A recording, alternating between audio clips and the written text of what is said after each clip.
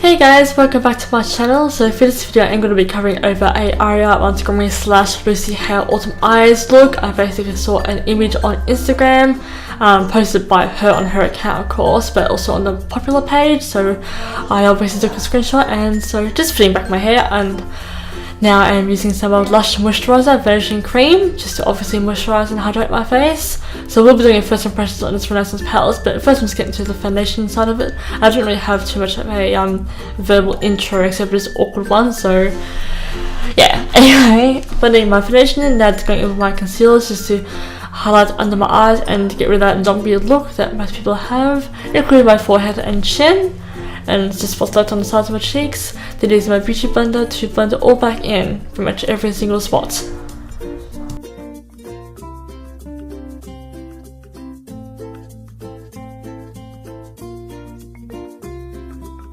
So now setting my face with some of BYS translucent powder, which is pretty much like a drugstore version of Laura Mercier powder, and of course baking under the eyes so I don't crease, but I crease anyway. So now getting started on the brows, I'm starting off by doing a long line arch, which I didn't do too good of a job with this brow at first, so pay more attention to the second brow that I do on the left, but sorry, not the left, the right, your left, but my right. So I did get this brow alright done, but it wasn't exactly accurate to Lucy's, so any second now, finally we're going on to the side, so pretty much starting with the long line again and giving it a bit more of an arch this time, which has quite a short tail but a very long length brow as it is, so I am adding like short little stroke motions, the same way that Desi Perkins does her brows when she fills hers in, so basically trying to get mine as close to Lucy Hale's as possible. So once I was happy with how both brows were starting to look, I did start filling in some more and make it a little bit more bold with some more stroke lines, then just adjusting this side with a bit more of a stronger arch at the bottom, and then filling it over with adding some more lines so it looks a bit more bold. And then once I was done with concealing and then on with the eyeshadow. Okay, now that I have my contacts in, that was a bit of a mission and a half, and because there's a lot of lack of moisture. Anyway, contacts and earrings, now is an Hale, same as Aria's. Yeah, Aria's about to have Lucy, her name is Aria. So now I'm going to start with priming my eyes, and I realise this is their first impressions on the Renaissance palettes, and most people do talk through their first impressions. So here I am again, talking. So taking out some of my MAC Plus with Ochre, obviously prime my eyelid.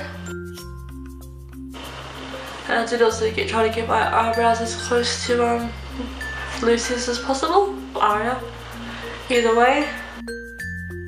Okay, so even though this does dry down to a bit of a matte tone, in fact when I was putting it on it already felt dry, I'm still going to go over with some powder, and of course I'm going to go over with some of my BYS powder. I'm going to use my beauty sponge, not really dry off but just set the primer. And technically I was meant to dive into the Modern Renaissance palettes after I received all my Christmas presents, but it's been a couple of months and I really want to dive into this. I only waited a couple of months because I really want to get my hands on the T3 from a website called Zoro, but they were no help. I mean, it wasn't exactly their fault all around. I couldn't get it from Sephora because they don't ship to Australia. Sephora, the American one, up the game a bit. So then I tried with Zoro, or my mum technically did.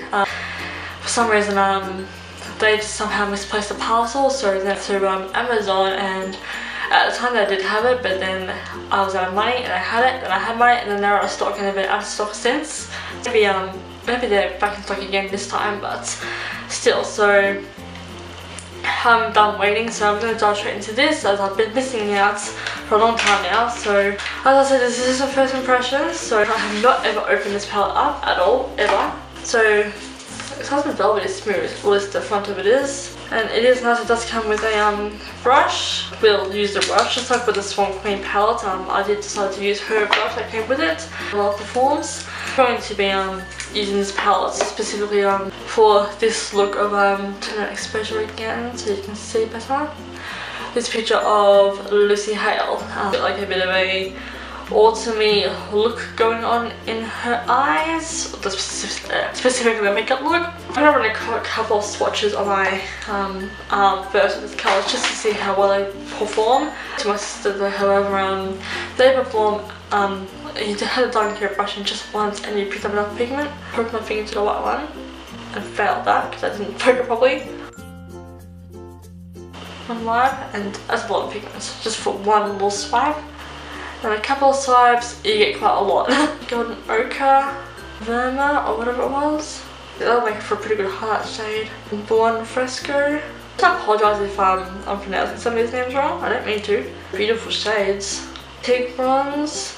These are some very beautiful shades. I should pop them on my pants. I'm only wearing leggings. Yeah, these shades do perform pretty well. So I'm obviously going to aim pretty much for the browns, obviously. So first things first, get out a split brush, and I have been absolutely loving the Color Cosmetics soda packing brush, but I'm actually going to quickly give this a wash. And use a wash. And technically I could use tempera to set my eyeshadow, but I didn't. So now I'm going to go in with raw sienna, because that's pretty much gone down in history, or even burnt orange, but then in history for being quite a damn good transition tone, or even golden ochre a little bit. So taking some of raw sienna, a pigment, and of course into the crease. And that is a beautiful amount of pigment.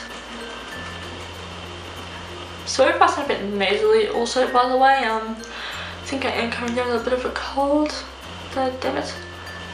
But I've only chosen to use this palette now, A, because it's pretty much the only one that comes from that has autumn related colours, and B, because Lucy really seems to have some autumn colours going on. Until I get some more theatrical things prepared when I do my rest of my Monster High looks and or any other pre-Halloween looks, I need to squeeze some sort of regular makeup tutorial in between.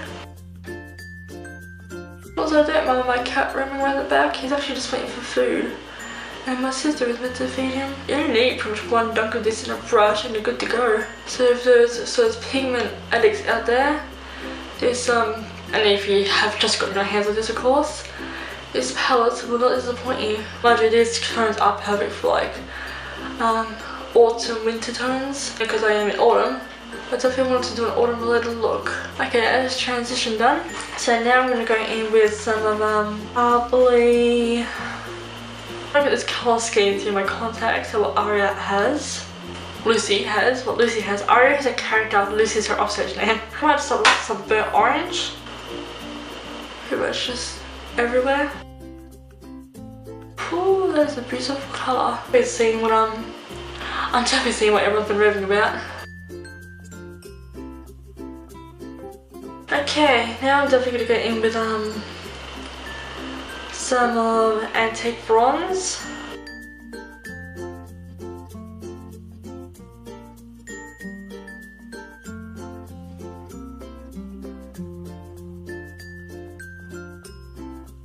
Okay, now taking my Artist Manicure brush, which I've just had for aeons, I'm going to take bronze again and underneath my lash line. Definitely need a very, very small bit of that. Just gonna use a fluffy end to blend that out. So I didn't expect it to be so pigmented. I mean, ironically, of course. I definitely think she has a bit of a lid shade going on. I'm going to take some of probably Primavera. It's golden one here, like a pale golden colour, and just along here. And I'm going to take some of Tempera along the brow bone. I keep reaching forward because my phone light almost keeps going out. And I'm using a picture on it as a reference, obviously. So I definitely want to take some of Vermeer, which sounds like something out of Beauty and the Beast. Oh, that's beautiful. Damn. I'm a little bit sick of champagne truffle, but holy shit. Okay, now some golden ochre. Let's just submerge those two. That's not submerge. Quickie voice. I don't know where it's coming from. Then again, like I said, it's not across the screen or caption or whatever. I think I'm feeling a little bit cold-ish. Now there's no official black in here. I am going to take a short little spotty brush and take some of Cypress Umber. I can just barely read that, the contacts. Decently dark shade. I'm going to take this along my lash line. Just got like a little bit of eyeliner going on. Yeah, that pretty much seems that matches turned out really well, so I'm super impressed. Of course, I haven't had a chance to try all the colours, but there's been so many. I'm going to buy it off a reference picture and an inspired picture. So I love how this palette has worked out so far. To colour my lashes, which colours in these little bags that I've been putting everything out of so far. To colour my lashes with the Asgard Goods. It does not appear she's wearing any false lashes. I'm taking my Raw Lash Benefits and obviously coating my lashes with them.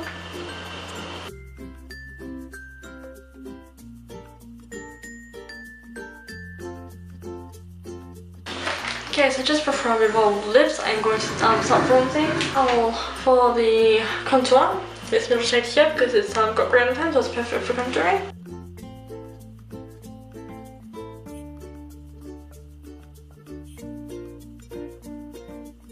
Of course, for bronze, I'm going to take this shade here.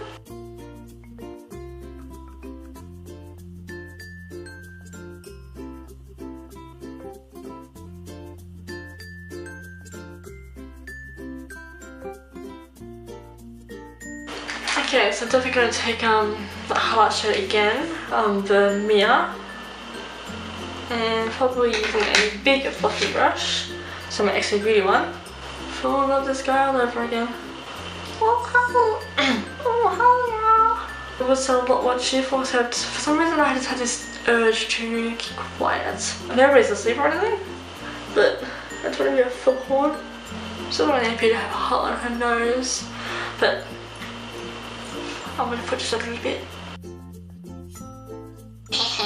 So I have a light bulb on my nose and highlighting. I'm now going to go for the nude, and she has a very nude lip on her. Very nude lipstick. I'm actually not sure when I stopped recording, but I chose Coco K to start to fill my lips. Okay, so I do just want to take a little bit of exposed. Okay, so I do overdraw this side of my lip a little bit because it's a bit uneven for the rest of my lips. So some fixed spray. So I'm pretty sure. No, I haven't got blush down. Although she doesn't really look like to be wearing any blush, so never mind. Okay, so this is the finished look. I do realize Ari's brows are just a little bit more bold looking, like my regular brows, but I did the best I could. So it was mostly just to focus the eyeshadow look on the the eye look. So yeah, I think I nailed it. So yes, my review on the Modern Renaissance palette doesn't even need a review because I love it already. The colours pair really well. I obviously didn't get to use all of them, but for the ones I did get to use, I am impressed. It was an autumn Lucy Hale inspired look, so yeah, I do hope you guys enjoy it. And if you're wondering how to get this wig from like the box, it is a Chinese